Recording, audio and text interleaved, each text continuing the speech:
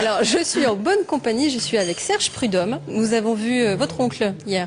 Exact, Et oui, Prudhomme. qui était donc sténopiste. Mais alors, vous êtes, oui, sténopiste, photographe, mais en général, quand on dit sténopiste, on ne sait pas. Bref. Alors, vous avez travaillé ensemble puisque vous avez édité son ouvrage, Saint-Étienne autrement. C'est sympa comme aventure. Oui, c'est une aventure pour laquelle je suis très fier parce que, évidemment, dans une famille, on ne connaît pas toujours le travail des autres membres de la famille. On se connaît, on se voit lors de repas de famille. À Noël. À Noël.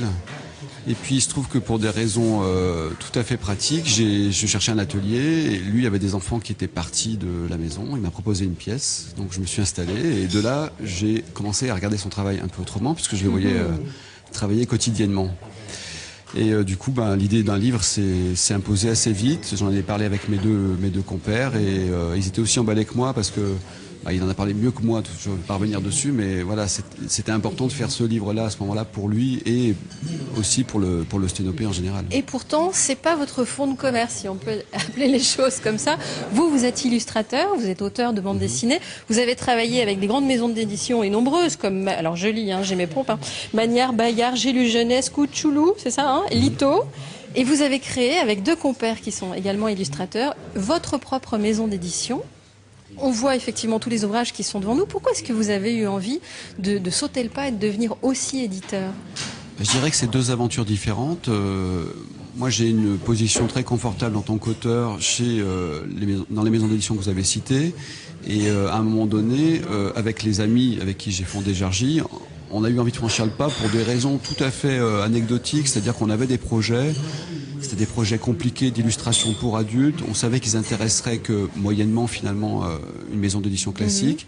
Par contre, nous, on connaissait un petit peu le schéma du livre, enfin la chaîne du livre. On avait travaillé avec des imprimeurs, on avait travaillé, on était graphiste aussi finalement. Donc vous aviez une connaissance de terrain. On savait un petit peu comment faire.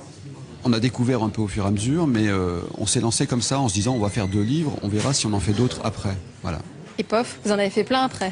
Après, Jargy est né en 2004 avec 2 livres et il se passe 2 ans, jusqu'en 2006, avant pas qu'on ait envie de faire d'autres livres, mais qu'on trouve le moyen de faire d'autres livres.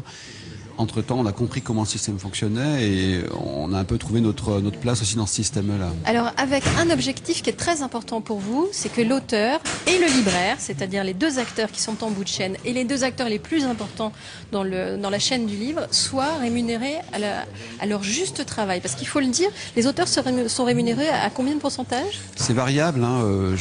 Sur certains bouquins chez Bayard, je peux toucher 3%, ce qui est très peu. Mon Dieu. Et c'est des gros tirages. Faut équilibrer aussi les choses dans ce sens-là.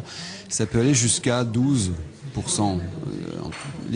C'est un peu comme dans le milieu de la finance, les chiffres circulent pas trop, mais en discutant avec d'autres auteurs, on arrive à savoir un petit peu à quelle sauce chacun est mangé. Mais là, je dirais que c'est la connaissance, la découverte du milieu de l'édition qui a généré ça. C'est-à-dire que nous, on s'est dit, on ne veut pas prendre de diffuseur, mais par contre, on veut favoriser les 2 extrémités de la chaîne, l'auteur.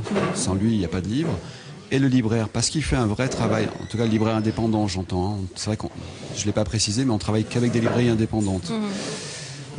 Lui, il fait un vrai travail de conseil, il accompagne l'acheteur, donc ça nous paraissait important. Donc on a filé un gros pourcentage au libraire, le maximum qu'on pouvait donner, et on essaie d'augmenter les pourcentages des auteurs. Voilà, c'est-à-dire de passer au-delà des 10%. D'accord. Avec une petite réussite, non. Avec l'exposition de cette thématique-là, avec cette série qui s'appelle les BN, là vous êtes à 33% pour chacun des participants, on est au maximum. Oui, on est au maximum de ce qu'il est possible de faire, mais là c'était vraiment un challenge, c'est-à-dire qu'il fallait à la fois convaincre les libraires que ces livres-là existent. Convaincre les auteurs, c'était pas compliqué. Ils étaient d'accord. Il fallait aussi que nous, en tant que maison d'édition, on s'y retrouve. Donc, moi, j'avais mis comme objectif, on a sorti 18 titres là pour l'instant. Ils sont pas tous sur la table, mais on va sortir 4 autres d'ici la fin de l'année. J'avais dit au bout d'un certain temps, on va regarder quels sont les gains. Là, je suis bassement matériel, mais c'est aussi ça une maison d'édition. C'est important qu'on gagne de l'argent pour pouvoir en redonner aux gens qui sont importants.